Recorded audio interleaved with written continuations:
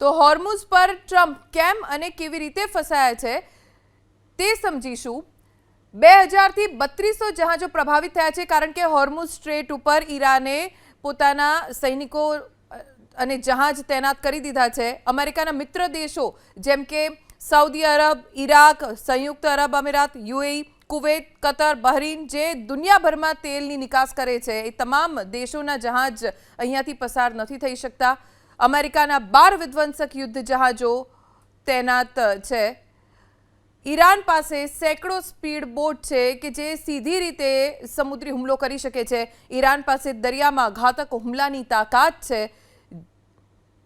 Iran પાસે આત્મઘાતી water drone પણ છે કે જેનાથી તે કોઈ પણ જહાજ ઉપર હુમલો કરવા સક્ષમ છે।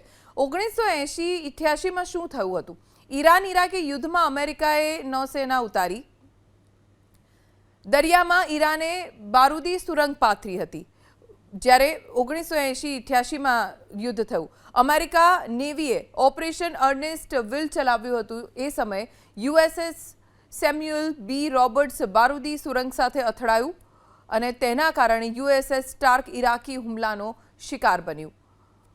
ઈરાકના હુમલામાં અમેરિકાના 37 નૌસૈનિકો માર્યા ગયા હતા એ વખતે।